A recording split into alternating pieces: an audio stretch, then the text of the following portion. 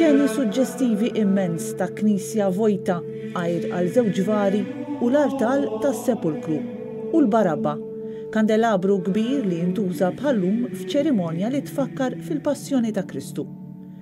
Wara li s-sena li għaddiet il-proċessjonijiet u ċelebrazzjonijiet l-oħra kollha marbuta mal-ġimgħa l-kbira kellhom jiġu kkanċellati, din is-sena għal darb'oħra il-vari se jibqgħu ġewwa u l-kostumi tal-personaġġi se jibqgħu fil-gwardarobbi. Għal darb'oħra ġimgħa mqazza differenti minn dik li mdorrijin niċċelebraw fil-knejjes tagħna. Ġimgħa mingħajr proċessjonijiet tal-ġimgħa l-kbira, bosta jħossu nuqqas tagħha, però ma jfissirx li hija ġimgħa l-kbira inqas minn ġimgħa kbira oħrajn. Għaliex wieħed mill-pulmuni tal-Knisja propju il-liturġija, il-funzjonijiet ta' din il-ġimgħa. Ekku aħna nafu li anke matul din is-sena l-Knisja f'Malta baqgħet viċin il-poplu f'dan moment terribbli biex ngħidu hekk, anke bl-Ewkaristija kuljum fuq il-mezzi tax-xandir. Għal grazzi tal-anke din is-sena minkejja restrizzjonijiet u l-miżuri għall-inqas se noffru propju il-liturġija, il-funzjonijiet ta' din il-ġimgħa mqazza. Propju anke wkoll fiż-Żejtun. Bdejna it-tnejn billi offrejna bil-bibien magħluq hemm anke fuq il-mezzi soċjali Via Crucis marbuta maż-Żejtun. Se jkollna t-tridu tal-Eid b'ħamis ix-xirka ġimgħa kbira u anke Sibti l-Eid li se nittrażmettuhom.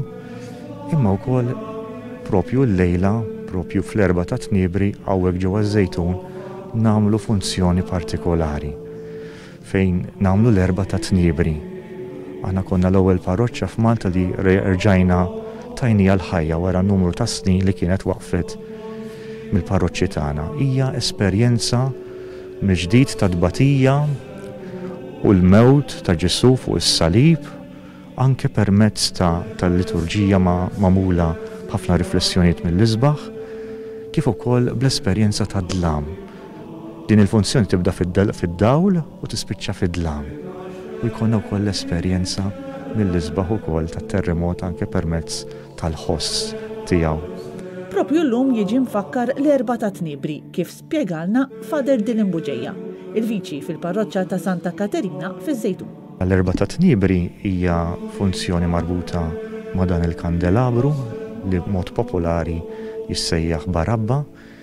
Jibda mixawl bl-14 il-xema tiegħu mixawla u bil-mod il-mod ma' kull mument għandna 7 momenti, il-momenti ta' dlam tal-agonija, dlam tal-kundanna, id-dlam tal-mewt, tad-difna ma' kull moment jintfew żewġ xemat.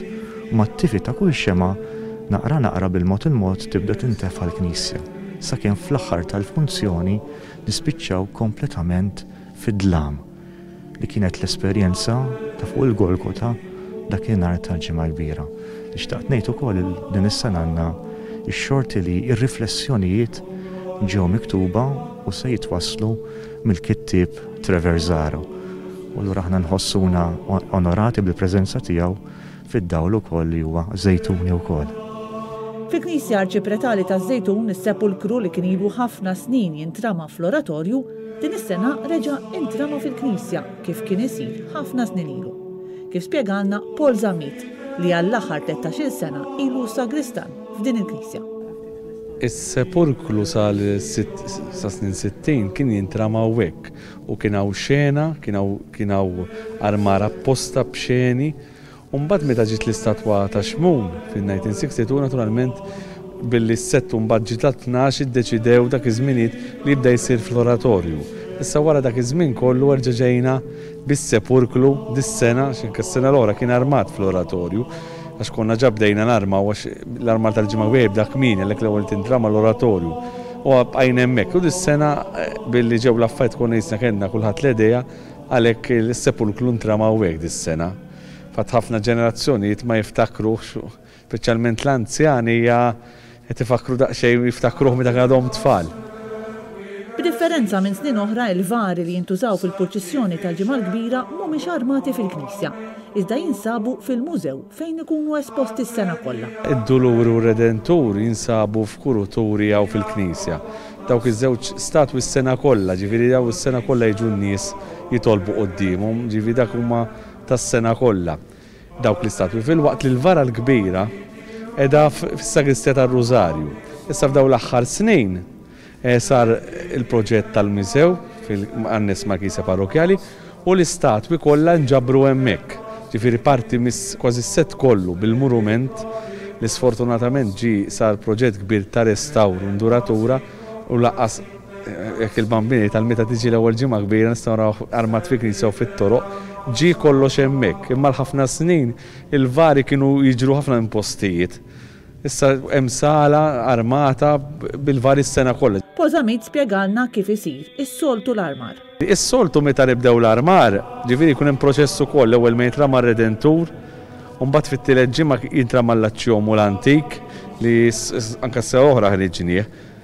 U mbagħad ikun hemm ġimgħa, mbagħad il-ġimgħa narmaw id-Damask, u mbagħad kif jintrama d-Damask jibdew jintramaw il-vari. Ġifieri jintramaw il-vari u tibqa' sal-aħħar sakemm isiru l-aċċessorji, hawnhekk iż-żejtun jagħmluhom il-ġġiġ mal-brazzi, ġifieri jkun hemm sekwenza tal-affarijiet, mhux kollox f'daqqa. U kulħadd ir-reffija ta' kull vara jiġu jarmaw il-vara u sal-aħħar inatfu jaraw lil vara billi l-bradelli huma tal-interzjar għalhekk tittoqgħod ftit magħhom speċjalment li tnaddafhom għax mal-ewwel jiġi l-lejer tat-trapp. Minkejja li l-Knisja xorta ntramata l-festi tal-Għid jinħass wisq in-nuqqas tal-ispirtu li mdorin bih f'dan iż-żmien tas-sena. Ma dak l-ispirtu li jinbena tul ir-Randan sa dik il-ġurnata tal-ġimgħa l-kbira, dak l-iktar li jinħass, speċjalment dawk it-tfal, ħafna tfal ikunu ħerqanin, ġifieri li juħdu sehem fil-ġimgħa l-kbira, l-ewwel jiġu jinkitbu dawk ġifieri jkunu ħerqanin. Il-parroċċja taż-Żejtun hija fost l-aktar antiki li ilha snin twal ittella l-purċissjoni tal-ġimgħa l-kbira. Dwar dan tkellimna ma' Father Gino Gauci, saċerdot Żejtuni u storiku tal-arti. L-ewwel notizja li għandna tal-purċissjoni hija bejn wieħed u ieħor qrib l-1740 li ħarġet il-purċissjoni minn hawnhekk. Issa kien hawn statwi dak iż-żmien. Żgur li kien hawn l-ewwel 6-7 statwi ngħidulhom hekk dawk prinċipali. Ġifieri għandek Kristu fl-ort, għandek Ġesu mal-kolonna, għandek Aċċjomu, għandek Redentur, għandek Kurċifiss u forsi mhux barra l-kbira sħiħa, u għandek Doluri. Dawk kienu l-istatwi. U naturalment dak iż-żmien anki il-purċissjonijiet ma kinux it-tulli għandna llum. Bil-mod il-mod mbagħad l-affarijiet jibdew jiżviluppaw u bidu naslu għas-snin 60. Meta jibdew speċi nżidu hekk. U allura jibdew jiżdiedu Ġuda jbus il-Kristu, Pilatu u Kristu li huma kopji meħudin minn Skala Santa, minn Bażilika Ruma. Mbagħad jasal Xmun minn Ċirene, 4 statwi f'daqqa, dik kienet xi ħaġa spettakolari għal dak iż-żmien li fejn l-istatwi dejjem kienu jkunu 3. Il-vera l-kbira biss kienet b'4, ġifieri ma statwi l-oħrajn, speċi bekk il-kbira dik għax b'4. Imma mbagħad wasal Xmun b'4. Wara Xmun waslet il-Pjetà b'4. U għalhekk pratikament l-ispazju kollu fil-Knisja imtela. 12 statwa u mtliet. Father Gino spjegalna fatt kurjuż dwar waħda mill-vari. Meta tħares lejn il-vara l-kbira taż-Żejtun, tinduna li l-Kurċifiss ma jaqbilx ma' 3 l-oħra li għandu.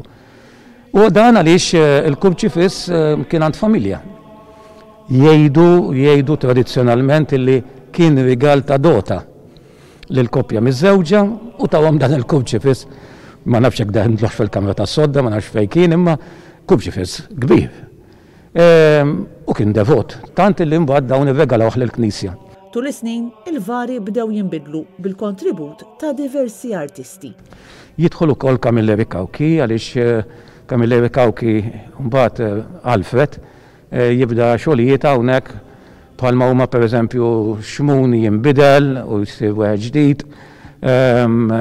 L-Aċċjomu mill-wieħed żgħir li kellna issa jsir b'3.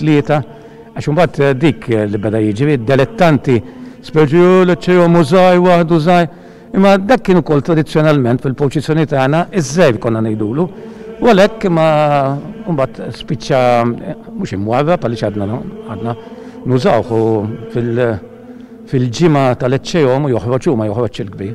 Il-purċissjoni ta' Żejtun hija fost l-akbar li tittella f'pajjiżna, flimkien ma' dik ta' Ħalqormi.